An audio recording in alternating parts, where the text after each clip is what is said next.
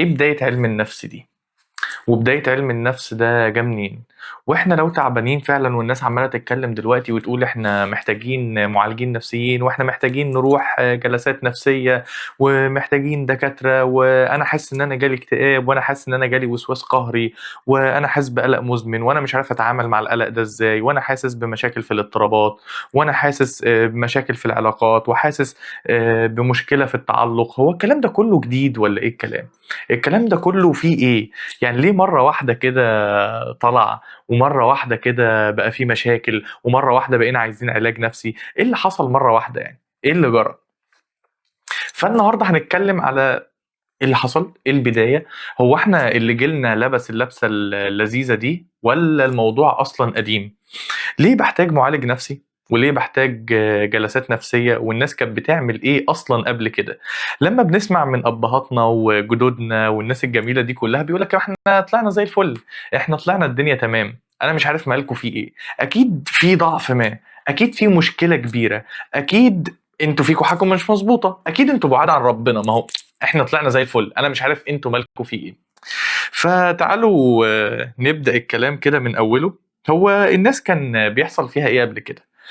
العصر بتاعنا والوقت بتاعنا ده والألفية الجديدة دي هي وقت كله شدة، ووقت كله جري، ووقت كله مقارنات، وكله صعوبات. من أيام ما كنا بنسمع وإحنا صغيرين أنا عملت لك كل حاجة، أنا اديتك كل حاجة، بابا بينزل وبيشتغل وماما بتعمل لك السندوتشات الصبح وبننزلك، وكل حاجة عندنا عملناها. دروس لو عايز بنعملها، مدرسة وبتروح، سندوتشات وبتاخد، فأنت المفروض تجيب الدرجات النهائية والمفروض تكون أشطر واحد في الفصل، بل وأشطر واحد في المدرسة. إحنا عايزينك أشطر واحد في الدنيا. فالعصر بتاعنا من وإحنا أصلا بنكبر، والجيل ده من أصلا ما هو بيكبر، أول ما بيكبر كده بيتقال له أنت مطلوب منك حاجات معينة، أنت مطلوب منك ان انت تطلع اول واحد، انت المطلوب منك تكون اشطر واحد في التمرين، انت المطلوب منك حاجات معينه كده، لو ما حققتهاش تبقى انت مقصر، والا يبقى احنا اصلا مقصرين معاك. قول لي لو احنا مقصرين معاك، قول لي. فزمان ما كانش فيه القصه دي كلها، زمان كان الحصر اقل حده، زمان كانت الدنيا مفتوحه على بعض، زمان ما كانش فيه سوشيال ميديا، ما كانش فيه الضغط الكبير ده على الطفل من وهو بيكبر عشان محتاج يحقق حاجه من قبل ما يفتح عينيه، محتاج يكون اشطر من حد معين من قبل ما يوعى اصلا. لكن احنا من اول ما كبرنا ومن اول ما فتحنا عينينا ومن اول ما بدأنا رحلة المدرسة والبطولات والحاجات دي كلها كان في ضغط معين. فالعصر بتاعنا في حدة رهيبة جدا، والسوشيال ميديا على قد ما هي ليها مميزات كبيرة على قد ما ليها عيوب كبيرة جدا جدا، اللي هي خلت عينينا مفتوحة. وكان في مقولة بتقولك كلما اتسعت عيناك ضاق صدرك. كل ما انت عينك هتتسع على ناس بتسافر، على ناس بتركب عربيات، على ناس أغنى منك ماديا، على ناس حققت بطولات، على ناس جابت درجات، كل ما عينك بتتسع كل ما صدرك بيضيق. فزمان كانت على قد القرية، على قد المدينة، يعني على بال ما يجي لك خبر من بره المدينة بتاعتك هيكون شهور فاتت. لكن انت هنا بضغط الزرار واحدة هتعرف مين سافر ومين جا ومين راح ومين قاعد ومين جاب عربية الفلانية ومين سافر ومين بياخد مراته يفسحها ومين خطب. كل ده ضغوط، انت حاسس ان انت متأخر. من اكتر الحاجات اللي بتجيلي في العيادة باستمرار لما بنيجي نقول ان احنا محتاجين وقت ان احنا ناخد نفسنا، ووقت ان احنا نتعالج، ووقت ان احنا نتعافى، واهدى مفيش حد بيجري ورانا، الفكرة دي بتكون مش متقبلة. يعني ايه؟ يعني ايه مش المفروض اجري؟ الناس كلها بتجري بره الا انا. فانا من كتر ما الاجابة دي اتكررت، اللي هو الناس كلها بتجري الا انا، كل الناس شايفة اشغالها الا انا، امال مين يا جماعة اللي بيجري؟ لما انا بقول كده وانت بتقول كده وهي بتقول كده وكلنا بنقول كده، امال مين اصلا اللي بيجري؟ ما دام احنا فاكرين كده، احنا فاكرين ان كله بيجري ومفيش حد بيجري اساسا. كله محتاج فرصة ان هو يهدى، لكن مش قادر يهدى عشان فاكر ان الناس كلها بتجري. لو انت حاسس ان انت فعلا واقف في مكانك، او في مرة من المرات سمعت ان انت ما ينفعش تقف لان الحياة مش هتستناك، قول لي خلينا نشوف يعني كام واحد سمع المقولة دي قبل كده؟ سمع ان انت لو وقفت الحياة هتعدي عليك، مش هيبقى حد هيستناك، والحياة هتجري والحياة هتفوتك والقطر هيفوتك. لان انا سمعتها بصورة كبيرة جدا جدا في العيادة. فلو حد سمعها او حد متعود ان هو يقولها، يقول لي ان هو حاسس ان هو متأخر، وان هو حاسس ان في حاجة ممكن تفوته لو وقف. الكلمة دي بنسمعها باستمرار. فهل حد قالها؟ هل حد متعود يقولها؟ لغاية ما نقول كده. ايه؟ اوكي. بس لغاية اما نعدي المرحلة دي، فأول حاجة بتقول هم زمان كانوا بيعملوا ايه. هم زمان ما كانوش بيتعرضوا لنفس الضغط النفسي، كانوا بيتعرضوا ولكن مش بالكم ده، مش بالكم التقيل ده، مش بالعنفوان ده. فكرة ان انت على طول في حدة، على طول في مقارنة، على طول ناقصك حاجة، على طول في سوشيال ميديا وفي اعلانات بتقولك ان انت مش اوكي. كان حد مرة قال كلمة حلوة قوي فرقت معايا جدا. بيقول لك ان الماركتينج وان الاعلانات ضد تماما فكره انك تبقى كويس. ان انت تبقى كويس بيتقال من جواك، من جواك كده بتقول ايه؟ اي ام اوكي، انا كويس. لكن الاعلانات بتبقى الفكره بتاعتها بتقول لك انت هتبقى كويس لما تقتني ده، لما تقتني اللي انا ببيعه ده. قبل كده مش هتبقى كويس. فالواحد دايما بيحس ان هو ايه، كان قاعد في سلام، قاعد مستريح، قاعد ما وراهوش اي حاجه. اول ما شاف الاعلان بيحس ان في حاجه جواه اتحركت، حاجه بتقول ان لا انا مش كويس، انا محتاج اشتري ده لان ده ناقصني. ما كل الناس بتقول انه لا، الدكتور النفسي هيزود لنا ويحسسنا حجم المشكله اكبر وبس. دي حاجة بتحصل عندنا كتير جدا جدا جدا جدا، اللي هو زي ما كان حصل في الفيلم بتاع أحمد حلمي لما راح للدكتور النفسي بتاعه وقال له على فكرة أنا مشاكلي بتزيد هنا، أنا ما كنتش تعبان كده غير بعد ما جيت لك. هو مش بيزود لنا حجم المشكلة، هو المعالج النفسي أو الطبيب النفسي بيحط لنا المشاكل في حجمها الطبيعي. يعني هو أنت مهون، لو أنت مهون من الأمور، يعني أنت مقلل من تقديرك ليها، أنا برجعها لك لمرحلتها الطبيعية. طب لو انا مزود من تقديري ليها، انا عندي قلق كبير جدا، عندي توتر كبير جدا، انا ما بعرفش انام، انا الاكتئاب هيموتني، انا التفكير في المستقبل، انا الاوفر ثينكينج مش قادر اتخلص منه، ساعتها بيبقى عندك تهويل. فبناخد المشكله من التهويل نرجعها برضو لمستواها الطبيعي. لكن ان حد يخوض فكره العلاج النفسي دي محتاج يكون على قدر من الشجاعه رهيب. لان فعلا انا بتحط قدام المشكله بتاعتي، فعلا انا بتحط فيس تو فيس كده معاها. فده مش اي حد يعرف يعمله. ساعات بيبان ان الضعيف هو اللي بيروح علاج نفسي، وان التعبان هو اللي بيروح علاج نفسي، وانت اكيد بعيد عن ربنا، وانت مال متانتك النفسيه كده ضعيفه. ولكن انا بشوف اللي بيروح علاج نفسي وجلسات نفسيه قوي يا جماعه، قوه غير طبيعيه. ما حدش فينا يقدر يتحمل القدر ده من ضغط العلاج. ان انا محتاج اتحط مع مشاكل اسبوعيه، بروح واقف قدام المعالج بتاعي ويفضل يكلمني ويفضل يفرد لي المشاكل اللي حصلت واللي بتحصل واللي انا شايف انها هتحصل. فانتوا متخيلين قد ايه الموضوع ممكن يكون تقيل مش سهل. ففعلا الموضوع مش سهل، ولا التعافي مفروش بالورود، ولا كل الجلسات النفسيه بطلع منها مبسوط وبطلع منها مرتاح. ساعات بطلع وانا تعبان. ففكره ان انا بروح للدكتور يزود لي مشاكلي، هو بس بيحطني قدامها، بيوريها لي لو انا مش شايفها، ولو انا مش عارف ايه اللي بيحصل لي. فنرجع للموضوع بتاعنا الاساسي. الناس زمان كانت بتعمل ايه؟ اول حاجه، الناس ما كانوش بيتعرضوا لنفس الضغط اللي احنا بنتعرض له ده. العصر بتاعنا اكثر حده، اكثر امراض، اكثر اضطرابات، اكثر ضغوطات، واكثر مقارنات. احد اسبابها طبعا السوشيال ميديا.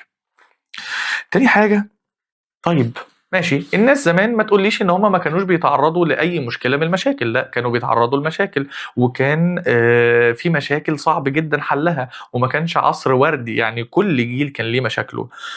طب كان في ايه؟ ما هما ما كانوش بيحتاجوا جلسات نفسيه. ما كانوش بيحتاجوا جلسات نفسيه. عارف ليه؟ لان هما كانوا بياخدوا الجلسات النفسيه دي ولكن من اشخاص مختلفه. يعني كانوا بياخدوها من فكره العائلات الممتده. حد عمره شاف قبل كده العائلات الممتده؟ يعني لو حد فيكو عنده أهله في قرية، أو عنده أهله راح مثلا في الصعيد أو الكلام من ده، أو حضر حاجة زي كده، هيلاقي إن كان في فكرة العيلة الكبيرة. مش بس الأسرة بتاعتك الصغيرة، لا، ده العيلة الكبيرة اللي هو جده وقرايب جده وقرايب عمي ومرات عمي ومرات خالي، العيلة الكبيرة قوي دي. وكانت أحيانا البيوت ما بتتقفلش، يعني البيوت أبوابها مفتوحة. وقريبا كنت هتلاقي مثلا امهاتنا او كده، لو هي زعلت شويه هتلاقي ان كان عندها الجاره الكبيره في السن، حماتها اللي ساكنه تحتها، الست الكبيره اللي موجوده في العماره اللي كلنا بنلجأ لها لما نكون تعبانين. فهم بشكل ما الناس دي كانت بتبروفايد او بتقدم جلسات نفسيه، ولكن مش في منظورها الحديث ده. كان في جلسات نفسية، كان في كلام، كان في حكم، كان الناس دي بتقدم مشورات. كنت لما بتشوف ان حد في القرية دي بيحصل له مشكلة، هم عارفين اروح عند مين. ولكن لما بدأ يحصل المدن المليونية، بدأ فكرة إن الناس تعرف بعضها تقل، لدرجة إن ممكن نكون موجودين في عمارة واحدة ومش عارفين بعض. ولو حد مر بحاجة زي كده فعلا ومثلا يعني بابا قال له انزل هات حاجة، أو هو حب ينزل يجيب حاجة، أو عايز يعرف في محصل النور جاي يا عم يخبط عليك ويقول لك فلان الفلاني موجود في العمارة دي، وهو جارك أنت ممكن تكون ما تعرفوش. فهل حد فعلا عدى عليه حد سأله عن الجار بتاعه او جاره، او ممكن يكون جارك اللي قدامك وانت ما عرفتوش؟ يعني بتحصل بشكل كبير جدا جدا، اللي هو تلاقي شخص اللي قدامك، جارك اللي قدامك، جارك اللي تحت منك وانت ما تعرفوش. فدي من آفات المدن المليونية، ان خلاص ما بقيناش عندنا العائلات الممتدة، ما بقيناش نعرف كلنا بعض. انا مش بس ما اعرفش الناس اللي في الشارع، لا، ده انا ما اعرفش الناس اللي في عمارتي، ما اعرفش جاري اللي قدامي. فاللي كان بيقوم في مقام المعالج النفسي ما بقاش موجود. وعلى ذكر الحاجات اللي استحدثت، مثلا زمان كان لما حد ايده تتجزع او حاجه، كان بيروح لحد اسمه المجبراتي، بيجبر الخلع، بيجبر الحاجات دي، ويعمل لك جبيره ويدهن لك شويه حاجات، وكان تقريبا كلها بتتعمل بابو فاس كده. للاسف دلوقتي بقينا ما نعرفش بعض، فعلا ما نعرفش بعض خالص. ويعني ما انا ممكن ما اعرفش جاري اللي قدامي ولا جاري اللي فوقيه، يجي حد يقول لي فلان فلاني عندك، ممكن اسيب له حاجه انا ما اعرفكش وما اعرفش ده مين وما اعرفش اتكلم عن مين. مش ما اعرفش الناس اللي معايا في الشارع، لا، ده انا ما اعرفش جيراني. فالمهم المجبرات ده كان لو دراعك وجعك او اي حاجه او اتخبطت، بيقوم لافف الجبيره دي حوالين ايديك، ويقوم قايل لك يلا توكل على الله، وكل يوم يدهن ابو فاس. ما اعرفش ليه كان ابو فاس ده في اي حاجه. الفكره ان المهنه دي ما بقتش موجوده، بقت مكانها ايه دلوقتي؟ بقى موجود العلاج الطبيعي، بقى موجود العلاج الطبيعي والكليات اللي ليها علاقه بده، وبتروح وليك تمارين معينه وحاجات اكثر علما. فده ممكن نقول ايه؟ طيب مش الناس اللي ما كانتش يعني بعد الاصابات ما عندهاش دكتور العلاج الطبيعي كانت بتعمل ايه؟ ما هو كان فيه ده بس احنا ما نعرفوش. فهي الامور كلها حصل لها استحداث بس. زي الدكتور النفسي بالظبط وزي المعالج النفسي، الناس كانت بتحتاج حد تستشيره. وفي زمن العرب زمان كانت لازم تلاقي زعيم القبيلة اللي كلهم بيروحوا له. وبعد كده أصبح ال الخلفاء الراشدين، أصبح الصحابة، أصبح كبار الصحابة، أصبح التابعين، أصبح الأئمة. يعني كان دايما، طبعا مع كامل الفرق في التقدير بين الناس دي وبين المعالج بتاعك، ولكن احنا بنتكلم على استحداث الفكرة. اللي هو الناس تيجي بتقول لك ايه، ما احنا ما كناش بنحتاج حاجة زي كده. لا، كنت بتحتاج بس انت ما تعرفش. كنت بتحتاج ولكن بمنظور مختلف.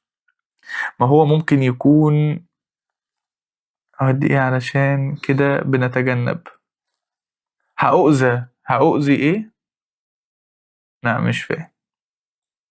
مؤذي، ما هو ممكن يكون مؤذي عشان كده بنتجنب. هو ممكن يكون اللي حوالينا مؤذي فعلا عشان كده بنتجنب، وممكن نكون اللي حوالينا بجد، اللي حوالينا مكانيا انا ما اعرفهمش كويس. يعني انا ممكن اكون فعلا ما اعرفهمش كويس، ولكن من كتر ما بان لي اذى او ظهر لي اذى من اشخاص معينه، انا عممت الفكره. وده هنجيله في الكلام عن اخطاء التفكير بتاعت ان احيانا بنعمم فكره ان الناس كلها مؤذيه. ده مش معناه ان انا ما اتاذيتش، انا ممكن اكون اتاذيت، بس مش الناس كلها مؤذيه. فالناس زمان مش ما كانتش بتحتاج علاج نفسي، لا، الناس زمان كانت بتحتاج ولكن في شكل مختلف، ولكن ناس مختلفة، ولكن مهن مختلفة. ما كانش لازم يكون اسمه معالج نفسي او مرشد نفسي او طبيب نفسي، ولكن كان ليه اسامي مختلفه. فده للناس اللي كتير قوي سمعت من الجيل اللي اكبر مننا شويه ان احنا الناس زمان ما كانتش بتحتاج علاج نفسي. انا مش عارف ايه العلاج النفسي ده اللي طلع لكم في البخت، اللي كل ما حد يتعب لي شويه يقول لي انا محتاج علاج نفسي. زي اللي اتفرج على مسلسل ميد ترم، كان مره ابو ادهم بيقول له بقى انت هتعمل لي زي العيال الخايبه بتوع النت اللي هيقولوا اهالينا هم السبب والمشاكل هي السبب. ففعلا في ناس ما عندهمش ثقافه ان ممكن اللي قدامي يتعب، ممكن اللي قدامي يكتئب، انا ما افهمش ده. انا ممكن اقول لك انت بعيد عن ربنا وخلاص، ممكن اقول لك انت ماشي ورا الترند، ممكن اقول لك انت الناس بتقول على النت كده فانت عايز تقلدهم وبتقول كده. فبيحط الطفل او الشاب او المراهق في حيره. طب هو بابا معاه حق ولا انا معايا حق، ولا مين المشكلة، ولا هو في ايه؟ فساعات ما بنبقاش واخدين بالنا ان الناس دي كلها احتاجت في وقت من الاوقات علاج نفسي. طب لو اذى مأثر فيا وللاسف المؤذي لسه في دايرة المعارف، احيانا لما يكون المؤذي في دايرة المعارف انا بحتاج ابني لنفسي انا سور.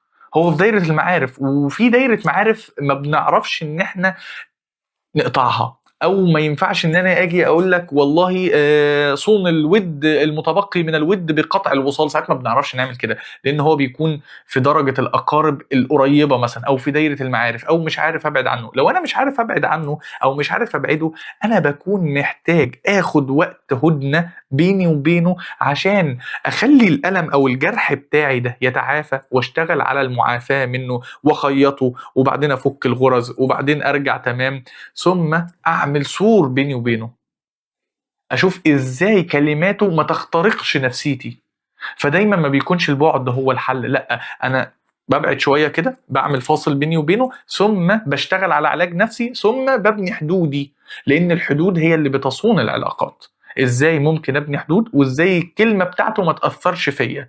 هو لسه موجود والاذى لسه موجود، وهو ممكن يصيبني باذى. خلاص انا مش عارف اعمل له حاجه، انا مش هعرف اخليه هو يتغير، ولكن انا ممكن اقوي انا من متانتي النفسيه.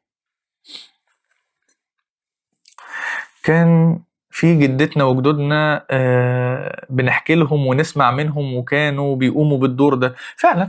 كان جدودنا وجداتنا، ولو حد حضر ده، وهتلاقي امهاتنا وابهاتنا هم اللي عارفين ده اكتر مننا، يقول لك يا ده جدي ده كان عليه حكمه، ده عمتي دي كان عليها. تقعد كده معاها من غير ما تكلمها تقرا اللي فيك.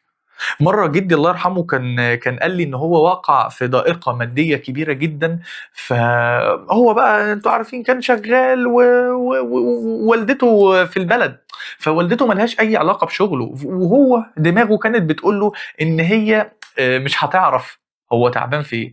فبيقول لي مفيش غير ان انا رحت قعدت جنبها، فسبحان الله ربنا انطق على لسانها كلمه ان يا ابني واحد ربنا اداله 100 ساب له 70 وخد منه 30، وهو كان خسر يعني حاجه زي 30%.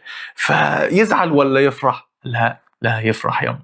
فهي سبحان الله الناس دي كان بيجرى على لسانها الشفاء.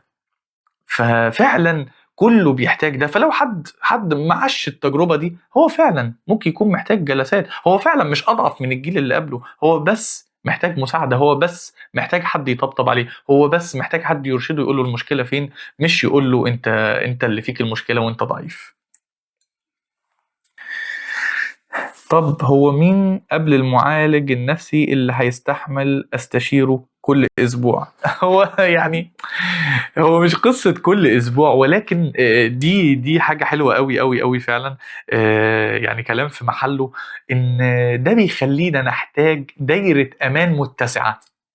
يعني لو قلنا ان المعالج النفسي مثلا مش موجود دلوقتي، مين يحل محله؟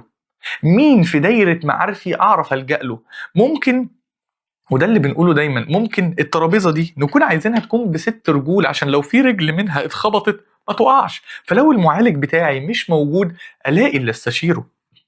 فلو احنا بنتكلم مثلا ممكن، وده اللي احنا بنعرفه في دايره الامان وبنشرحه في دايره الامان لكل شخص في الجلسات بتاعتنا، بنقول ان احنا محتاجين نعرف مين ينفع اقول له ايه وامتى. فنلاقي مثلا لو انا عندي ناس في معارفي، واحد موظف ومقتنع بشغله وشايف ان انت لازم تخلي عندك مصدر دخل واحد واقعد على كده والحمد لله، يبقى ده ممكن تروح تستشيره في ازاي احوش، ازاي اجني المال بتاعي، ازاي احوش منه، ازاي اقنن مصروفاتي. ما تروحش تكلمه في انك عايز تعمل مشروع، هيقول لك لا خطر خطر. ويكون عندك صاحب تاني مثلا انت عارفه في دايره معارفك، واحد بتاع ريسك وبيعمل مشاريع وما عندوش مشاكل ان هو يجازف ويحط في الاستثمارات والكلام ده تروح تقول له انت بدات ازاي. فلو ما فيش المعالج بتاعي فعلا كل اسبوع، ساعات بيحل محله الناس اللي ممكن استشيرهم. بس ماشي. مع العلم لا دكتور نفسي ولا ادويه نفسيه نفعت معايا، انا جربت كله. ايه طيب، السور اللي بيني وبينه موجود بس للاسف مش عارفه انسى الاذى منه. هو مش فكره سور يعني بعد، هو قبل السور ده خدي بالك، احنا اتكلمنا عن ايه؟ قلنا ان في سور، بس قبل السور لازم انا بنيت سور اهو او موجود سور او باعد بيني وبينه مسافه، محتاج ان انا اشفي الجرح اللي جوه. ما انا خلاص بنيت بيني وبينك سور، ازاي بقى ممكن اشتغل على ان انا اشفي الجرح اللي مفتوح جوه؟ ما انا مش هبني سور وابعد اذاك عني والحنفيه جوه شغاله. ساعات بحتاج بقى ان انا اقفل الحنفيه دي، اشوف ايه مصدر الالم واسعى في علاجه. وبعد ما اسعى في علاجه ما استعجلش، لان ساعات بنقول ايه، ها يا عم بص انا بقالي قد ايه متالم. ايوه اسعى في علاجه، هيجي وقت فعلا فعلا. مفيش حاجه بتلزق فينا كبشر. ممكن تسيب علامة، بس العلامة دي ممكن ما توجعش بعد كده لو عافيناها صح ولو عالجناها صح، زي الجروح اللي في ايدينا كده اللي ممكن تسيب علامة او تسيب سكار او تسيب اثر، بس بعد كذا سنة ما بتوجعش خلاص. حد بيقول انا جربت دكتور نفسي وادويه نفسيه ولا حاجه نفعت معايا، انا جربت كله. لو احنا بنتكلم على الدكاتره النفسيه والعلاج النفسي، فالاتنين اصلا يعني عملتين، يعني وشين لعمله واحده. العلاج النفسي والطبيب النفسي، الطبيب النفسي هو اللي بيقدم العلاج النفسي، اللي هو اصلا العلاج النفسي وسيله مساعده مش علاج. فلو انا فاكر ان انا هروح للطبيب، الطبيب خريج كليه طب يقدم لي علاج واخد العلاج واقول الحمد لله واخده وامشي والحمد لله على قد كده وان شاء الله هبقى كويس ومش محتاج اتابع مع جلسات ومش محتاج امشي بالمدارس العلاجيه ومش محتاج اعرف جذور المشكله، طبعا مفيش حاجه هتنفع. طبعا لان العلاج ما هو الا بيظبط هرمونات مخي، فيظبط لي الهرمونات دي بدرجات معينه عشان يخليني افضل حالا، يخليني مستقر شويه. لو انا مكتئب ما بقاش سعيد، ابقى تمام فل تمام ماشي حالي، لكن من غير علاج، من غير علاج اكني واخد مسكن، عمري ما حاجه هتجيب معايا نتيجه. فلازم امشي على البروتوكول العلاجي كاملا عشان يجيب معايا نتيجه. وساعات بكون تجربتي لا مش انا والدكتور ده اللي جينا مع بعض سكه، فزي اي مجال تاني الموضوع بيحتاج بحث اكتر. الموضوع بيبقى لسه ممكن المعالج بتاعك هو اللي يفهمك، ممكن الطبيب التاني هو اللي يفهمك اكتر. انا عارف ان هي رحله صعبه، ولكن ساعه ما بينتهي البحث وبيبدا التعافي بجد هتجني كل ثمار الوقت اللي انت قضيتيه. ازاي اشفي الجروح من الماضي؟ والله الجروح من الماضي انواع. في جروح بسبب ناس قريبة مني جدا، في جروح بسبب أخطاء عملتها، في جروح ما كانش ليا فيها أي ذنب، في جروح بسبب عوامل التنشئة والتربية. فازاي أشفيها؟ ازاي أشفيها؟ بشفيها من خلال لو أنا محتاج جلسات باخد الجلسات النفسية بتاعتي، لو أنا أقدر أشتغل فيها على نفسي وعندي وعي كافي بيها ممكن أمشي أول خطوة وأول كام خطوة مع نفسي. ولكن العلاقة العلاجية مهمة جدا جدا جدا. انتوا عارفين ان ساعات واحنا في المصحات بنعالج الادمان وبنعالج الذهان، بيقولك ان اهم من العلاج ذات نفسه العلاقة العلاجية. يعني لو ما بنتش علاقة علاجية بين المعالج وبين الكلاينت بتاعه او المريض بتاعه مش هنوصل لحاجة. دي اهم، المفروض تبان اسهل خطوه واهم خطوه. والله يعني انا مثلا انا واخويا معالجين نفسيين، فكنا احنا الاثنين في مصحه سوا، واحنا الاثنين على نفس القدر مثلا. فتيجي تلاقي سبحان الله القبول من الله، مثلا يجي يقول لك ايه، والله انا عايز اشتغل مع محمد مش عايز اشتغل مع عبد الرحمن. ليه؟ هو كده. فساعات بيبان في شغلانتنا دي ان مش كله بشطارتك، ومش كله بجمدانك، ومش كله بدراستك، ساعات بيبقى مجرد قبول. مرة قريت في كتاب لعالم كبير من علماء النفس، قال لك كان عندي حد عنده مرض مستعصي، بنوتة عندها مرض مستعصي، جربت معاها كل المدارس العلاجية وجربت معاها كل حاجة، مش عارفين نتعالج، لغاية ما قررت ان انا احبها، اديها حب غير مشروط، اديها اهتمام، اديها سمع كامل من غير ما اركز في المدارس العلاجيه واركز في ان انا اقاطعها عشان اقول لها الحل على طول. قال لك من هنا بدأ التشافي.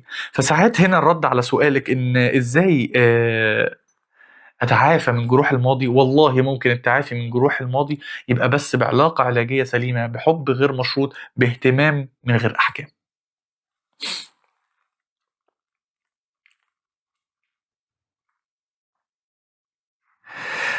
الجرح وصل لمرحلة الغرغرينة. والله رغم ان هو الموضوع يبان يعني تبان نكتة، بس والله حتى لو وصل للمرحلة دي والله في النفسية بيتعالج والله. بس محتاج حاجتين اتنين ملهمش تالت: دافعية، انا عايز اغير ده، انا عايز اتغير، انا مش عايز اتألم خلاص تاني. تاني حاجة استمرارية، زي الجيم كده، انا عشان ابني عضلات محتاج استمر، من غير استمرار ممكن اتحرك خطوتين وارجع خطوتين.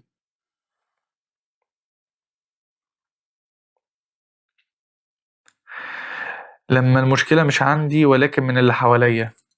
لما ما هو معظم المشاكل اصلا بتكون مش مني، معظم المشاكل. انتوا عارفين ان اللي بيجي الجلسات النفسيه ساعات بنقول له انت المفروض يجي الجلسه مش انت.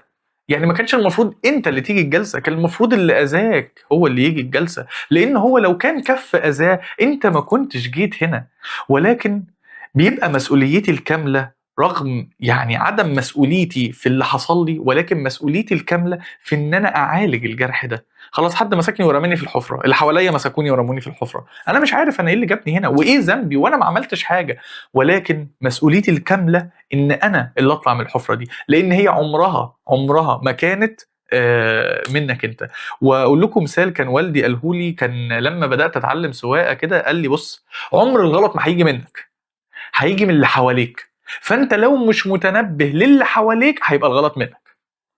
فانت خد بالك، لان اللي حواليك ممكن مش عايز افهمكم بس ان اللي حوالينا كلنا صعبين وان احنا في غابه، ولكن انت ممكن يحصل اذى من اللي حواليك انت مالكش يد فيه، ولكن ليك يد في انك تتجنب الخبطه دي، او لو اتخبطتها بدون احساس بالذنب انت اللي محتاج تتعالج ومحتاج تعالج نفسك، لان نفسك على نفسك مش هينه، يعني نفسك عليك مش هينه، تستاهل منك محاوله. بصراحة أنا عندي يقين جامد إن الجروح النفسية مش بتتعالج، إحنا بنمشي الدنيا بس، لكن زي ما بتقول الحنفية شغالة. طيب هقولك مثال شخصي شوية. كل معالج لازم بيكون خاض فترة تعافي عشان يعرف يفهم اللي معاه كويس. المعالج الشاطر هو اللي بيكون كان ألمه كبير، هو اللي عدى برحلة علاج كبيرة، مش هو جامد لا عاش رحلة علاج كبيرة. عشان كده من أكتر الناس اللي بتعرف تعالج الإدمان من جذوره، الله أكبر، اللي بيكون ربنا ابتلاه بإدمان وتعافى منه، وقرر ان هو يشتغل في مصحة يساعد اللي عايز يتعافى من ادمان. ودي برضو في مسلسل ميد ترم غاية في الروعة. حتى لما ادهم حاول يجيب لاخوه احمد حد يعافيه، قال له ده فلان الفلاني مدمن متعافي هنا عشان يساعدك. فما فيش حد بقى معالج شاطر الا لما كان تعبان قوي. والله انا في مره من المرات وانا بتابع مع المرشده بتاعتي كنت متاكد يقينا من جوايا ان ده مش هيتعالج، اللي انا بحكي فيه ده مش هيتعالج، الناس كلها هتبقى كويسه الا انا.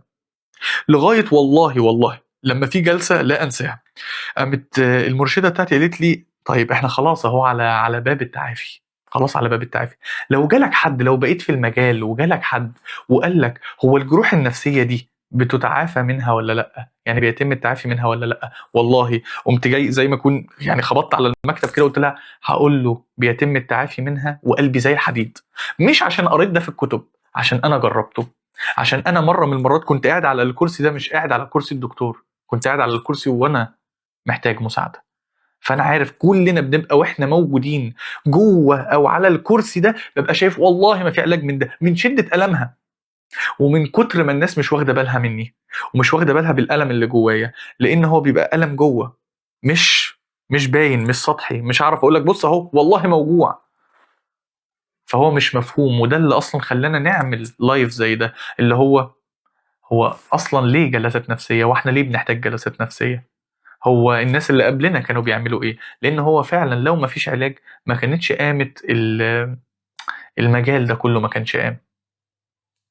بس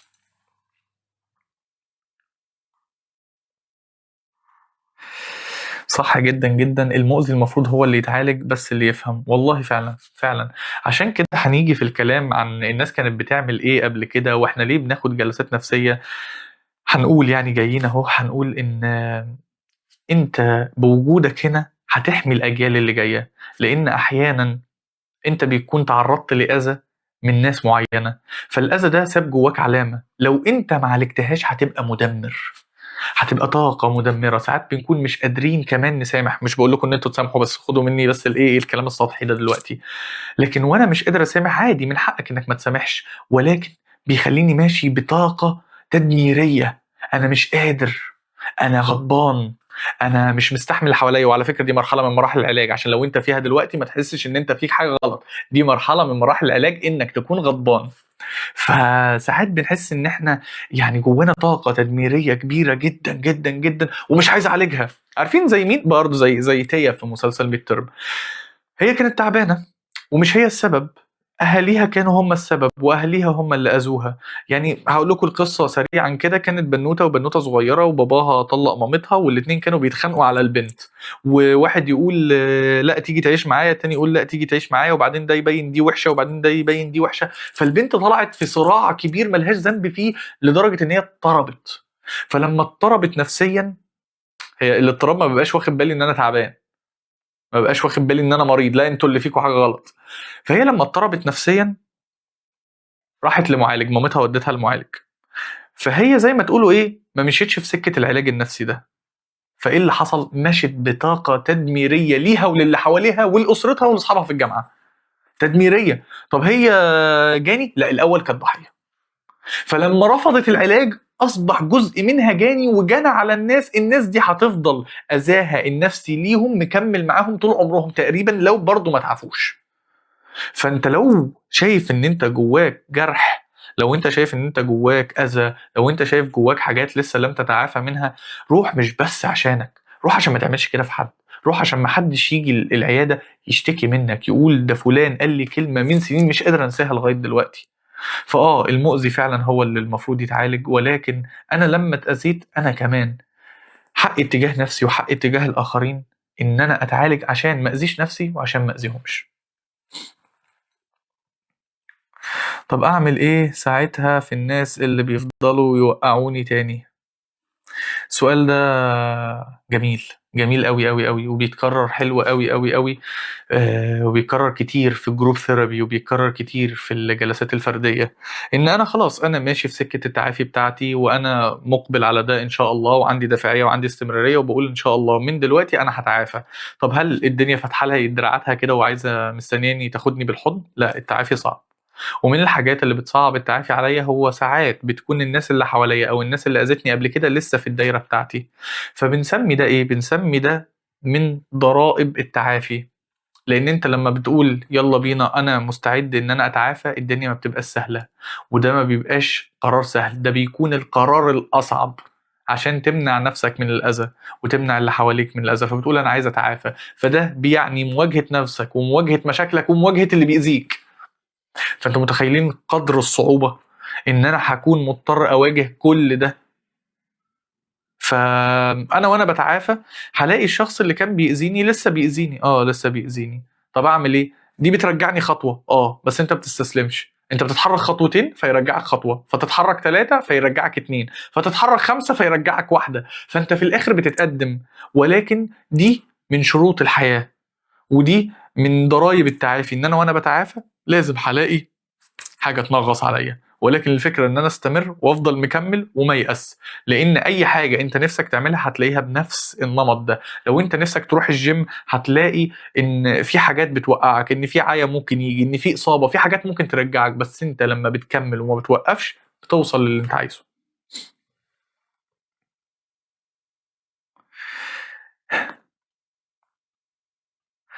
يعني نمنع نفسنا من التجربه ولا نجرب؟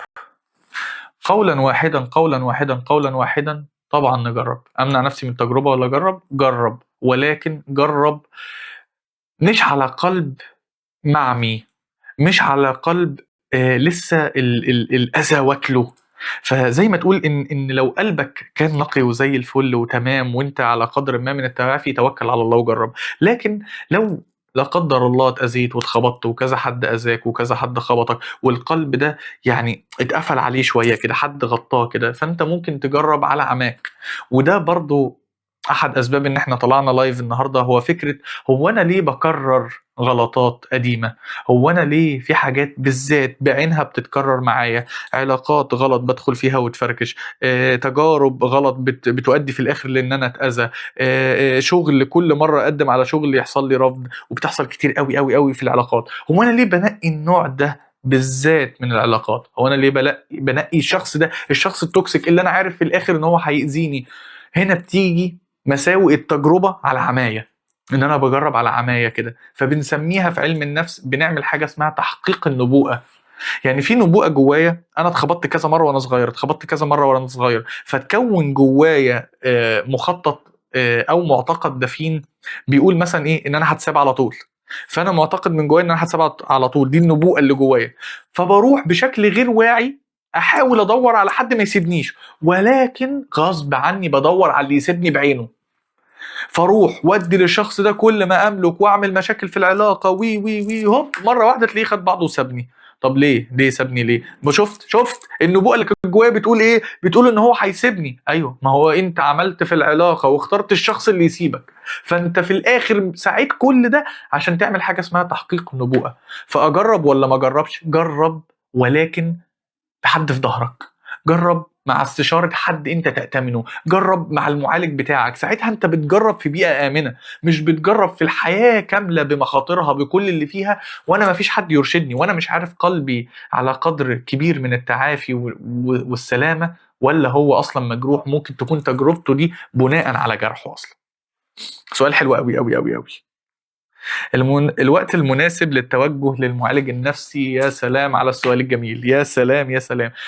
امتى احتاج اروح لمعالج نفسي؟ لما احس حاجتين: كرب وتعطيل. يعني انا حاسس ان انا بقيت تعبان، حاسس بضيق، حاسس بحاجه كاتمه على نفسي، حاسس بحاجه على صدري، حاسس بحشرجه هنا، حاسس بكلام انا مش عارف اقوله. كرب، انا حاسس بكرب، انا متضايق. وتعطيل، يعني انا متعطل، انا سبب الضيق اللي انا فيه ده معطلني عن تأدية بقيه واجباتي. زي مثلا هديكم مثال زي الوسواس القهري. امتى احس في الوسواس القهري ان انا محتاج معالج نفسي؟ لما يحصل الحاجتين دول، كرب وتعطيل. كرب بسبب ايه؟ افكار وسواسيه، عمال افكر في الذات الالهيه، وعمال افكر في اعاده الصلاه، وعمال افكر في صحه صلاتي، وعمال افكر عمال افكر عمال افكر، حصل لي كرب، انا تعبان، حد يلحقني. ماشي. تاني حاجه حصل لي تعطيل، انا من كتر تفكيري في الحاجات الصعبه دي، من كتر تفكيري في الحاجات المؤلمه دي، انا متعطل، انا مش عارف اشوف مذاكرتي، انا مش عارف اشوف اللي ورايا، انا مش عارف انزل كليتي، مش عارف اروح شغلي. وطبعا اللي انا بقوله ده درجات، يعني الكرب درجات والتعطيل درجات، ولكن بيبقى جوانا مؤشر داخلي كده بيقول انا محتاج مساعده. فلو سمحت ما حدش يتكبر على المساعده. يا راجل ده المعالج بتاعك بيحتاج مساعده، المعالج بتاعك ساعات بيكون محتاج ارشاد. مد ايدك زي ما بتمد ايدك وتدي، مد ايدك وخد. بس نكمل بقى الموضوع الاساسي بتاع اللايف بتاعنا، هو الناس كانت بتعمل ايه قبل ظهور فكرة العلاج النفسي الحديث؟ والعلاج النفسي الحديث ده حاجة جديدة ولا اصلا موجودة من زمان؟ اتكلمنا عن العائلات الممتدة، حتة بقى حلوة قوي، هديكوا الحتة دي جامدة. الإمام مالك كان بيقول: يحدث للناس من الأمور بقدر ما أحدثوا من القضايا. يعني ايه؟ يعني العصر بتاعنا فيه قضايا جديدة وفيه امور جديدة. الامور الجديدة اللي استحدثت دي بتتطلب مهن جديدة عشان تغطيها. يعني احنا زي ما قلنا في اول الكلام بتاعنا ان العصر بتاعنا مليان تحديات ومليان مقارنات وعالم مفتوح وحاجات تقيلة تقيلة قوي على النفس ان هي تتحملها. فده تطلب ظهور مهنة تقدر تعالج الجرح الجديد اللي حصل ده، زي يعني الامراض مثلا المناعية اللي بتظهر جديد دلوقتي واللي الطب بيكتشفها. طيب ما هي ما كانتش موجودة قبل كده، فلما تظهر دلوقتي ده هيتطلب قدر كبير من الدراسة والدراسات والأوراق البحثية والدكاترة اللي تبحث فيها عشان تخفف الأمراض دي على اللي بيعاني منها. وساعة ما بنلاقي لها علاج دي بتبقى حاجة يعني طفرة مبهجة للعالم كله. ده نفس اللي حصل مع الطب النفسي، ان هو احدث للناس من الامور والقضايا اللي خلتنا محتاجين المجال ده يجي يسد الثغرة ده. ودي على فكرة من العلوم الكفاية في الإسلام، اللي هو محتاج واحد يجي يسد الخانة دي، يسد الباب ده اللي اتفتح علينا ومش عارفين نسده. فاحنا محتاجين حد يجي يقف عليه ويدرسه عشان يعني يهون على الناس ألمها. فدي يعني بقدر حداثتها بالشكل الجديد ده بقدر ما هي فعلا محتاجة علاج. لو أب أو أم بيسمع حاجة زي كده وحاسس إن اللي احنا بنتكلم فيه ده حاجة بتحوم حوالين أحد من أفراد أسرته، ما يعنفوش، يساعده ويقف جنبه. فمثال كده هقوله كده لطيف على يحدث للناس من الأمور بقدر ما أحدثوا من القضايا. يعني هقول لكم مثال بيحصل في برنامج كده على اليوتيوب اسمه بيجيب كده يجيب اتنين ويحط ما بينهم عازل كده عشان يتعرفوا على بعض بشكل ما يعني.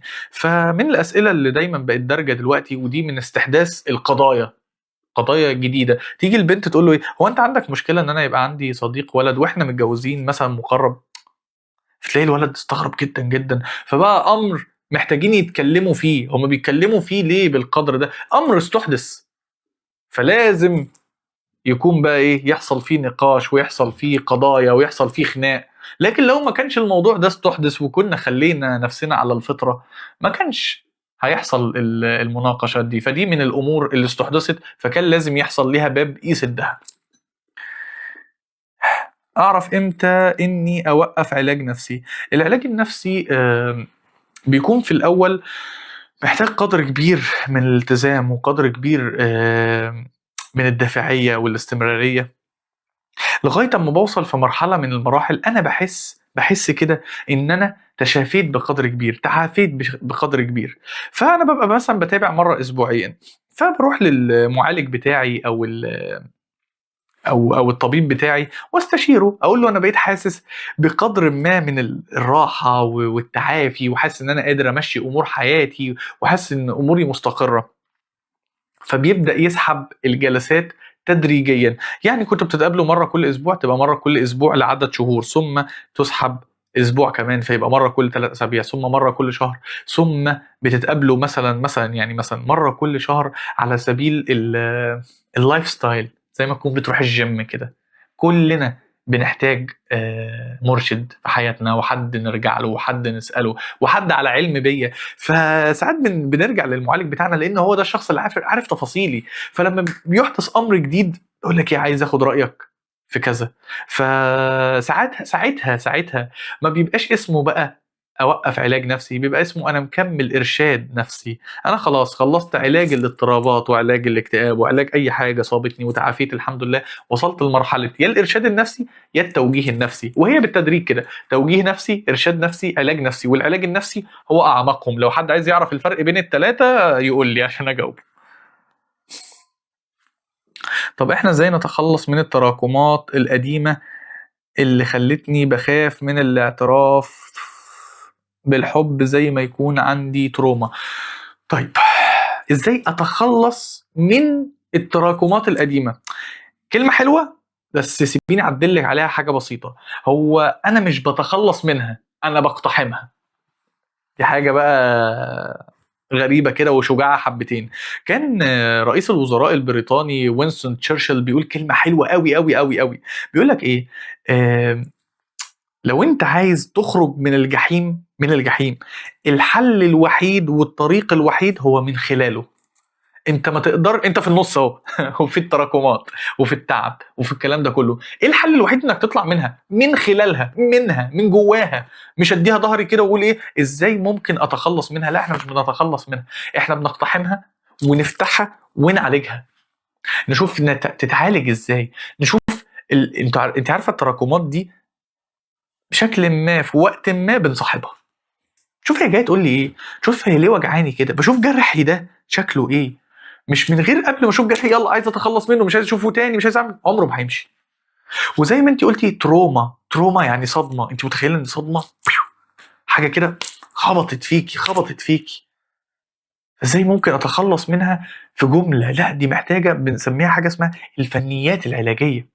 زي لو لا قدر الله حصل يعني جرح في الايد كده، انا مش محتاج اعمل كده، محتاج اعرف الجرح ده هل يستلزم خياطه ولا لا. بص يا دكتور، والله يستلزم. طب تعالي ابص على الجرح، ويقوم جاي فاتح الجرح وباصص فيه وحاطط ميه بملح، وحاطط المحلول الملح اسف، وبعدين مطهره. كل الحاجات دي بتؤلم، ولكن هو ده الحل الوحيد للتعافي. ان انا اعدي تروما، وكل تروما ليها فنيه علاجيه مختلفه، وعلى اثر التروما دي اثرت في ايه، ويا ترى التروما دي والصدمه دي خلتني عندي ايه. جابت لي اكتئاب، ولا جابت لي وسواس قهري، ولا حصل لي اضطراب شخصيه، ولا ده من زمان، ولا انا عديت ده بقدر كبير، انا حصل لي ايه.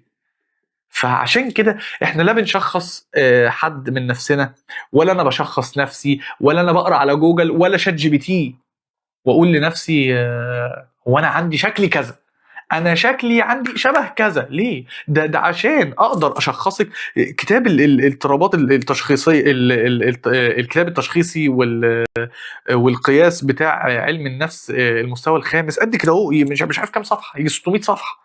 وكل اضطراب ليه مده وشده وليه عدد، يعني هو 10 حاجات مثلا، 10 عناصر. لازم يكون عندك 4 لمده لا تقل مثلا عن شهرين، بشده لا تقل عن كذا، عشان اقدر اقول عنك كذا، عندي اكتئاب.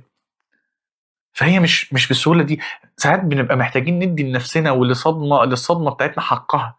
بحس والله، وهقول لكم ده، بحس ان التروما او الصدمه او الحاجه اللي انا مريت بيها المؤلمه دي، يعني ممكن تكون واقفه على جنب كده وبتتفرج عليا وبتقول لي ايه، هو انت ليه مش مقدرني يا صاحبي؟ هو انت مش مقدرني ليه؟ يعني انت ليه محسسني ان انا هفق قوي كده؟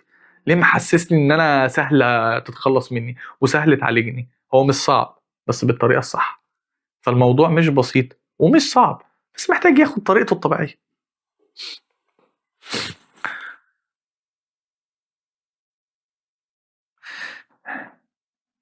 طيب قول الفرق ماشي، بتاع التوجيه النفسي والإرشاد النفسي والعلاج النفسي. ماشي، هقول الفرق ده.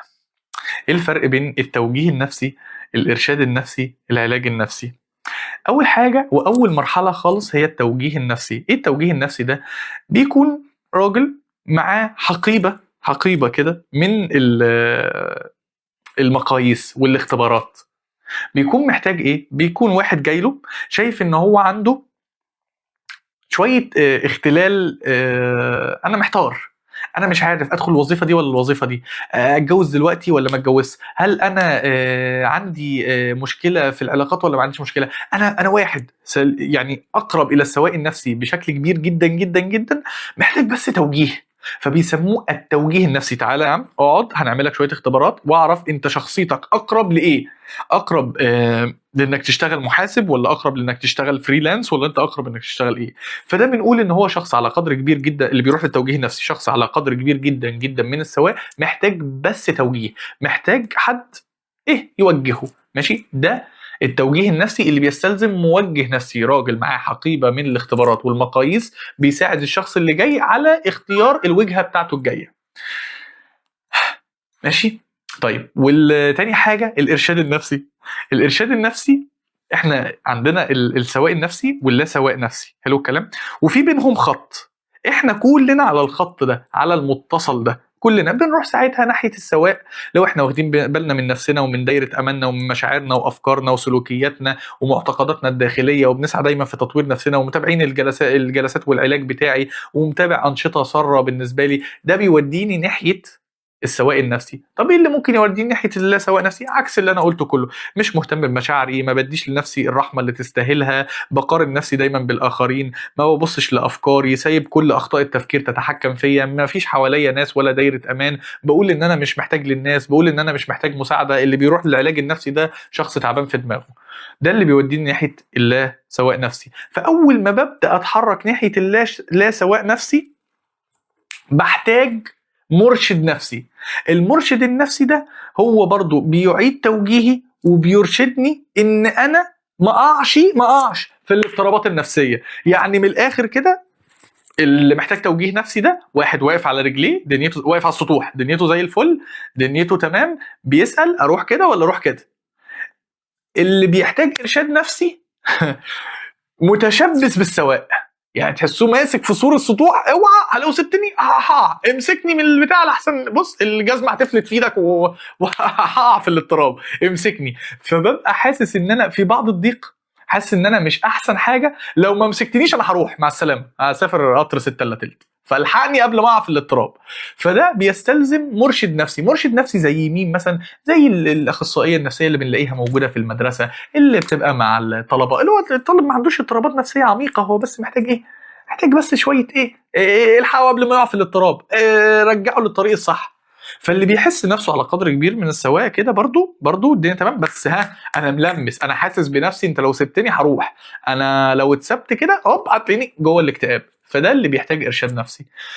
اخر حاجه، اللي جيت تمسكه من رجله الجزمه طلعت في ايدك، هوب وقع في الاضطراب، وقعت في الاكتئاب، وقعت في الوسواس القهري، وقعت في اضطراب الشخصيه، وقعت في اضطراب الشخصيه النرجسيه، وقعت. انا تحت بقى، انا محتاج ايه؟ محتاج معالج، علاج بقى، علاج بجد، مش مش مجرد ارشدني، لا انا محتاج معالج نفسي. واقول لكم على حاجه، المعالج النفسي لابد بالضروره يكون موجه ومرشد نفسي في ذات الوقت، ماشي؟ وليس بالضروره الموجه النفسي او المرشد النفسي يكون معالج نفسي. فالمعالج النفسي هو الاشمل، لان هو بيعالج ايه؟ الاعمق. فدي بالخلاصه كده بتاعت الموجه النفسي، المرشد النفسي، المعالج النفسي. وعشان بس تاخدوا الاخيره كده، الطبيب النفسي وخريج كليه الطب هو اختصاصه 3 حاجات. اختصاصه ان هو يشخص، هو المنوط بالتشخيص. المعالج بيشخص ولكن الدكتور بيكون منوط بالتشخيص برضه. يكتب دواء وهو الوحيد اللي بيتابع دواء، ثم يحول على معالج، لان المعالج النفسي هو بقى المعمعة كلها والحكاوي كلها والدخول في الجذور كلها. بس اي خدمة. ماشي. الشجاع بيموت مرة والجبان بيموت 1000 مرة. فعلا أنا لو سبت نفسي وأنا عارف من جوايا إن أنا محتاج علاج نفسي، وأنا مصاب بالقلق المزمن، وأنا مصاب بالرهاب الاجتماعي، بس أنا مش قادر فعلا إن أنا أقدم على الخطوة بتاعة العلاج النفسي، أنا بموت 1000 مرة. أنا العلاج اللي بيتطلب شجاعة كبيرة جدا جدا بيبقى مؤلم، بس أنا بروح بتألم، بص اديني بالمطرقه يعني، يلا بينا، خلينا ناخد السنه دي علاج ودوس عليا ويلا بينا، يلا بينا ان شاء الله خير. لكن اللي بيكون خايف بشكل كبير جدا ومش عايز يقدم وشايف ان العلاج النفسي ده اسطوره ووهم، بيموت في اليوم 1000 مره. مش متخيل ألم الاكتئاب وألم الوسواس وألم الحاجات الباي بولر والبوردر لاين، مؤلمة. ولا يدري أحد بأنينه إلا الله، يعني إلا من رحم اللي حواليه، لو حد يدري ألمه. فلو فعلا لو يعني عندك الشجاعة، لازم توكل على الله على طول، اوعى تقف واوعى تقول خليني بتعبي ده. هو مش الوسواس القهري معظم وجوده بيكون أثر وراثي مش صدمة أو تروما؟ لا، الاتنين. جيتيلي في ملعبي شوية. ال OCD بيكون بسبب اكتر من حاجه، بنسميها البايو سايكو سوشيال، يعني العامل البيولوجي، العامل السيكولوجي، والعامل الاجتماعي. ايه العامل البيولوجي؟ اللي هو العامل الوراثي اللي انت قلتي عليه. عامل وراثي جوايا، عندي استعداد وراثي من الاهل، عندي الجين الوراثي ده اللي ممكن يطلع وسواس قهري، فانا الجين ده جوايا وماشي بيه والدنيا زي الفل، وخلاص دنيتي زي الفل، انا مش حاسس بيه، يعني انا ما عنديش وسواس قهري، انا عندي الجين وما اعرفش. ايه بقى اللي يطلع يدوس على اللغم؟ اللي اعتبري العامل الوراثي ده زي اللغم اللي جوايا، لو ما اتدس عليه هبقى زي الفل وربنا هيكرمني والجيل ده هيعدي بسلام ومش هيصاب باي حاجه. طيب ايه اللي ممكن يفعل اللغم ده؟ الجانب السيكولوجي، اللي هو الضغوط النفسيه، الاضطرابات النفسيه، الضغوط اللي بشكل مستمر، المقارنات، لوم النفس، جلد الذات. الحاجات دي لما بتحصل سواء مني او من مقدمين الرعايه بتوعي اللي هم اهلي، او من المدرسين بتوعي، او ايا يكن مين اللي حواليا، بيدوس على اللغم يفرقعه. ايه تاني؟ العوامل البيئيه والتنشئه، العوامل اللي حواليا زي ايه مثلا؟ ودي من المحددات بتاعت نوع الوسواس، مش سبب حدوث الوسواس. البيئه اللي انا فيها، انا في مصر ولا السعوديه؟ فنلاقي مثلا لما جم عملوا احصاء لقوا ان البيئه والمكان هي من الاسباب الاساسيه اللي بتتحكم في نوع الوسواس، مش في ظهوره من عدمه. نوع الوسواس زي ايه؟ وسواس نظافه، ولا وسواس ديني، ولا وسواس اذى، ولا اندفاعات، ايه في دول؟ فلما جم عملوا الاحصائيات لقوا مثلا ان اكتر انواع الوسواس الموجوده بالسعوديه، قول الديني. هي اكتر حاجه موجوده هي الوسواس الديني، عشان انا في عالم محيط دايما بالروحانيات والدين والكلام من ده. لما جم بقى عملوا في مصر لقوا ايه؟ حد عنده فكره؟ اديكوا كده 5 ثواني لو حد عنده فكره ايه اللي موجود في مصر، نوع الوسواس اللي موجود بسبب ان احنا موجودين في مصر. خلاص كفايه. وسواس النظافه، وسواس ال ايوه النظافه، الله ينور. وسواس النظافة ووسواس الدين، لأن احنا برضو يعني شعب على قدر من التدين، فالمكان كمان بيفرق في نوع الوسواس. فالوسواس اللي بيأثر فيه هو 3 حاجات: البايو سايكو سوشيال، الجانب البيولوجي، الجانب السيكولوجي، والجوانب البيئية وجوانب التنشئة. ماشي، مثال حلو قوي والله، حسيتها شايفاني فعلا. ماشي زي الفل. الخوف موجود، بس هو يعني ما فيش تأصيل، ما فيش تأصيل اسمه وسواس الخوف. هو الوسواس اصلا بيكون من، يعني كان مصنف في الدي اس ام 4 من اضطرابات القلق، ثم عملوا له جانب لوحده كده. ايوه النظافه والدين، يا وسواس الديني، وبيبقى تقيل جدا تقيل جدا جدا جدا، لان هو الوسواس مش حاجه مهمه، ولكن بيلبس لباس اشياء مهمه، فبيوهمك ان هو حاجه مهمه، ولكن هو على الله حكايته. هو مرهق ولكن على الله حكايته، بيكون من جواه تافه اصلا. ممكن مرة تعمل لنا شرح ايه انواع الوسواس، واعرف منين ان اللي عندي خوف او حاجة؟ لا مش الغلط ولا وسواس. طيب ماشي، هنعمل مرة كده لايف نتكلم فيه على الوسواس وانواعه. هو مؤلم بصراحة وخبيث جدا جدا جدا. ماشي، نكمل بقى. لو حد عنده سؤال يسيبه، ولكن هنكمل كده احنا بنتكلم فيه النهاردة. اتكلمنا عن العائلات الممتدة، اتكلمنا عن يحدث للناس من الأمور بقدر ما أحدثوا من القضايا. حاجة بقى على قدر الأمور المستحدثة كده. احنا بنحتاج العلاج النفسي، وبنحتاج الجلسات النفسية كمان، بسبب ان احنا في حاجات بتطرأ علينا وبتستحدث علينا كانت معلمة بالفطرة. يعني دي اصلا موجودة، انا اول مرة اكتشف ان حد محتاج يتعلم ده. يعني ايه؟ يعني لما بيجي عند حد مثلا صعوبات تكلم، او صعوبات تعلم، او صعوبات في اللغة، او في حد تلاقيه جبار عبقري عبقري، ولكن قدراته التعليمية مثلا في الماث والانجليش مش قد كده، ففي حاجات بتبقى متعلمة، او تأخر في الحركة. الحاجات دي كلها بتبقى موجودة، اللي هو تيجي تبص عليه كده تلاقي الحاجات دي كانت متعلمة بالفطرة. يعني انا مش محتاج اعلمها لحد، بسبب بقى طبعا التغيرات اللي احنا فيها، التغيرات البيئية والمناخية والتنشئة والعصر اللي احنا فيه، اصبح بيجد حاجات ما كانتش موجودة قبل كده. يعني تلاقي مثلا حد اخصائي او كده منوط بان هو ايه؟ بتاع صعوبات التعلم. اي صعوبات التعلم ايه؟ صعوبات الكلام، اصل هو تاخر في الكلام. ايه ده؟ هو محتاج حد يعلمني ازاي اتكلم. فعلم النفس الحديث كمان بيسد الخانه دي، الخانه ما كانتش محتاجينها قبل كده. لو جينا زمان هتقول ايه، صعوبات تعلم ولا صعوبات قراءه ولا صعوبات كلام، هو ايه المشكله في كده؟ ف ف يعني حاجات بتجد علينا بتبقى مستلزمه ان حد يقف يسد الثغر ده. فدي يعني من الحاجات اللي برضه بنحتاجها، بنحتاج حد يسدها. بس فاقول لكم حاجه كمان، صعوبات التعلم دي يا جماعه محدش يستهون بيها. لو حد عنده حد عارف ان هو بيعاني من الصعوبات دي، محتاج حد يقف في ظهره، محتاج اخصائي. بلاش تريقه، بلاش كلمه ايه ده انت بنص لسان، ايه ده انت، هو انت مش شايف بجد، هو انت مش عارف تقرا بجد.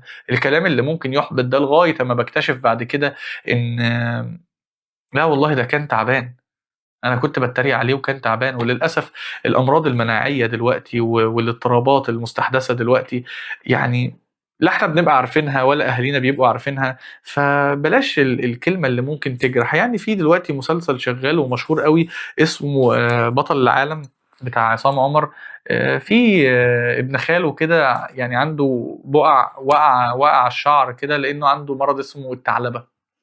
فاللي عجبني قوي في المسلسل ان هم قايمين بدور التوعيه بشكل كبير قوي قوي. فهو بيتكلم مره قال له ده فلان فلاني كان طيب قوي معايا، وحتى قالوا لي ان شكلي مميز. قال له هو مش ممكن يكونوا بيتريقوا عليك؟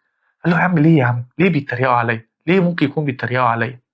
فهو ممكن فعلا كلمة نقولها لواحد هو ذات نفسه مش عارف هو عنده ايه، ممكن يكون مش عارف هو عنده ايه، وممكن يكون عارف ومستني لحظة قبول وبيحاول دايما يخبيها. فاحنا نكون قاعدين مالك يا عم، هو انت شكلك عامل كده ليه، هو انت مش واخد بالك بجد، هو انت بتهته بجد، هو انت بتهته زي مثلا اللي كان موجود في مسلسل ميد ترم. ففي حاجات فعلا يعني هو مش حابب يكون كده. انت بتستهبل بقى من وراه، هو مش حابب يكون كده. يعني هو ما حدش بيحب المرض، ما حدش بيحب يكون كده. فهي الفكره ان احنا محتاجين فعلا نكون صدرنا اكثر رحمه واكثر اتساعا، لان احنا ما نعرفش ايه اللي ممكن يستحدث او ايه اللي ممكن يكون طرأ من الاضطرابات وانا مش واخد بالي منه. وهدعوكم لحاجه كده، لو انتوا يعني مثلا مقبلين على الزواج، و الشخص اللي انتوا هترتبطوا بيه او كده عنده مثلا ناس كبيره في السن شويه، اقروا حاجه في علم نفس المسنين. لو انت مقبل على خلفه او كلام من ده، اقرا حاجه عن علم نفس النمو. يعني محتاج بس يكون عندك فكره عامه، فكره عامه عشان يعني ما تتسببش في اخطاء انت في غنى عنها، وعشان بيرحمك كمان في قدر كبير جدا من التعلم. انت واخد بالك اللي قدامك ده بيتصرف كده ليه، مش ماله يا عم بيعمل كده ليه. فعلم النفس في الحتت دي، علم النفس العصبي، علم النفس النمو، علم النفس المسنين، علم النفس المراهقين، علم نفس الطفل، الحاجات دي كلها هتساعدك بشكل كبير جدا جدا. فدي من الحاجات اللي علم النفس ايه يعني عامل فيها شغل جامد جدا. ازاي اخلي الكلام ما يوجعش وهو بيتقال على حاجات ماليش ايد فيها او مش هينفع اغيرها؟ والله هو ده اللي احنا لسه كنا بنقوله. لو انا ماليش يد ان انا اغيرها وماليش يد ان انا اعمل فيها حاجة، فالكلام فعلا مؤذي. انا محتاج ان انا اقف لنفسي، اقف له. بس ده محتاج قدر كبير جدا من التعافي، لان الموضوع مش سهل التقبل. لو انا عندي حاجة ما اقدرش ان انا اغيرها وبسمع فيها كلام مؤذي، محتاج ان انا اقبل فكره وجودها الاول، اعرف ان دي حاجه موجوده مش هقدر اغيرها. واقول لكم في دعاء حلو قوي، يعني كل المنظمات اللي ليها علاقه بالادمان، انا عارف ان ده مش موضوعنا ولكن ده هيفيدنا في الحته دي. الحاجات اللي ليها علاقه بالادمان، المنظمات زي الاس اي والان اي ونظمة المدمنين المجهولين والكلام ده، بيقولوا دعاء السكينة في الأول، دعاء في منتهى الروعة. يعني أسأل الله أن أتذكره، مش عارف هيجي في دماغي كويس ولا لأ. بيقول يعني أسأل الله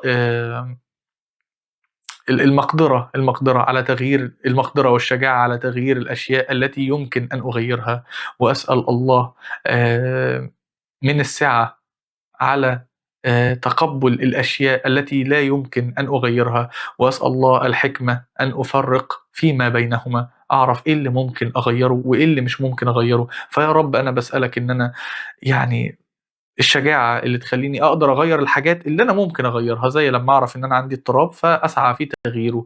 و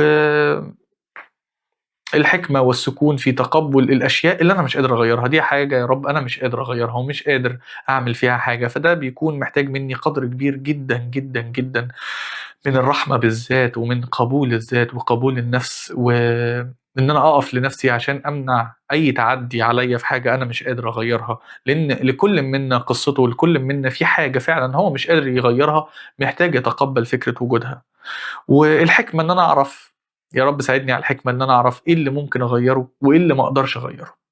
فدي حتة يعني شائكة جدا جدا، حتة مش سهلة، حتة زي ما بيقولوا كده الفرق بينها وبين اللي جنبها، بين الحاجات اللي ممكن أغيرها واللي أنا مش ممكن أغيرها، شعرة معاوية.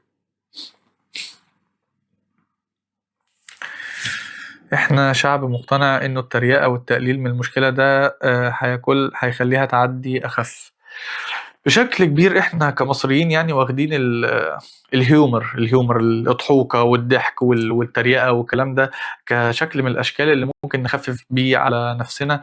هو الدنيا صعبة، المعيشة صعبة، لو الواحد ما كانش عنده حس الفكاهة ده كان ممكن يعني يتخبط تخبط كبير جدا جدا، ولكن مش لدرجة ان انا اتعدى بيه على غيري. لان الكلمة سبحان الله، يعني صلى الله على محمد، يعني لما سيدنا محمد قال يعني فيما معناه الحديث ان الرجل لا يلقي بالكلمة لا يلقي لها بالا، ماشي، يلقى في النار 70 خريفا. يعني انت ممكن تقول كلمة مش واخد بالك منها تلقى في النار 70 خريفا. انا ما كنتش قادر اتخيل، والله يا جماعة ما كنتش قادر اتخيل يعني ليه كده، يعني ليه الحديث شديد اللهجة قوي في الحتة دي، لغاية لما جاء في العيادة النفسية والله جالي ناس بتقول لي ان انا بسبب كلمة اتقالت لي من 10 سنين ومن 15 سنة انا ما بنامش، انا مش عارف اوري وشي للناس، انا مش عارف ارجع البلد بتاعتي، انا سافرت سنين بره ونزلت اهو، مثلا نزلت اسكندريه ولا نزلت القاهره، مش عارف ارجع البلد من كلمه اتقالت لي، من اشاعه طلعت عليا. فلما بلاقي قدر الالم اللي بتسببه كلمه لشخص، سنين عمر، نص حياته راح، نص شبابه راح في كلمة، عرفت ليه يلقى في النار 70 خريفا. فمش عايزين نكون من الناس اللي ممكن تقول كلمة يعني تبقى مهلكة لشخص قدامها. واقول لكم على حاجة، مفيش حد فينا يسلم من ده. يعني انا بذكركم واياي كلنا ممكن نكون عملنا كده قبل كده، فاحنا محتاجين نستغفر منها، ومحتاجين نكون على قدر من القرب والطيبة وسلامة القلب من الناس اللي حوالينا، اللي يخلينا علاقتنا بيهم تقدر توصل لمرحلة ان انا لو زعلتك قول لي، لو قلت لك كلمة وحشة قول لي. لان احنا ساعات باجي اقول للناس في العيادة طب انت مش قادر تواجه الشخص اللي قال لك كده، يقول لي ما انا عارف النتيجة، ما هيتريق عليا، ما هيضحك عليا، ما هيقول لي كذا، ما هيستهون بيا، ما مش هيلقي لكلامي بال، ما.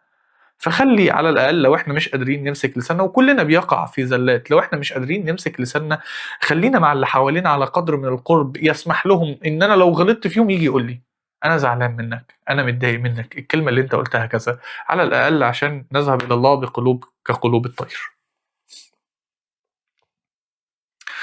التنمر بقى كتير جدا وبلا تردد فعلا، عشان كده احنا محتاجين نقلل من ده بشكل غير طبيعي. دعاء جميل جدا جدا جدا، دعاء جميل جدا جدا جدا، ولما بنتأمل فيه بنعرف ليه بيستفتحوا بيه كل جلسة، وبيستفتحوا بيه كل بداية جروب، لأن هو فعلا أساس حاجات كتير قوي قوي قوي. يعني في حاجات لسه هنتكلم فيها، وحاجات اللايفات الجاية هنتكلم فيها بشكل كبير قوي قوي. حبيت ان انا اختم اللايف ده بحاجة حلوة كده احب اقولها لكم. انا عارف ان ممكن يكون اللايف ده كان تقيل، كان فيه معلومات مختلفة، ولكن الصدمات اللي احنا تعرضنا ليها في الماضي في يوم من الايام ممكن تكون هي سبب النور اللي يدخل قلوبنا. جلال الدين الرومي كان بيقول في مقولة ليه، كان بيقول فلينكسر قلبك مرة تلو الاخرى والا فكيف له ان ينفتح. فممكن تكون الصدمات الكبيرة قوي اللي انت تعرضت لها دي وانت صغير او وانت شاب او لغاية دلوقتي انت لسه بتتعرض لها، ممكن تكون دي الشقوق اللي بيدخل منها النور لقلبك. انا عارف ان هي دلوقتي ممكن تكون كلمة مش متقبلة او مش مفهومة او مش حاسسها، ولكن بعد التعافي بيكون هو ده الشق اللي خلى النور يخش لقلبك عشان تتعرف على نفسك أكتر، ومن خلال تعرفك على نفسك تتعرف على الله بشكل أكبر وأوضح في طريقك لله. فكل خطوة أنت بتاخدها، حتى اللايف ده حتى اللايف ده، كل خطوة انت بتاخدها، كل جلسة انت بتحضرها، كل نزلة انت بتنزلها، كل فلوس انت بتدفعها، كل حاجة انت بتسعى فيها، احتسبها عند الله. احتسب سعيك ده، قول يا رب انا بأزكي نفسي وبحاول اتعافى واعافي نفسي عشان اتعرف على نفسي اكتر، عشان بالتعرف على انفسنا بشكل اوضح بنتعرف على الله بشكل احلى كتير كتير كتير. فلينكسر قلبك مرة تلو الأخرى، وإلا فكيف له أن ينفتح. بس كده. انبسطت ان انا قعدت معاكم النهارده. شكرا لكل حد كمل لاخر اللايف. اتبسطت وانست بيكو، وحقيقي بقيت حاسس ان انا مرتاح اكتر وانا بتكلم كده على طبيعتي، وحاسس ان خلاص ده بقى جزء من يومنا، او كل يومين بنعمل لايف زي ده. فاتمنى تكونوا استفدتوا، اتمنى اكون كنت خفيف على قلوبكم، وتصبحوا على خير، وان شاء الله يومكم بكره زي الفل.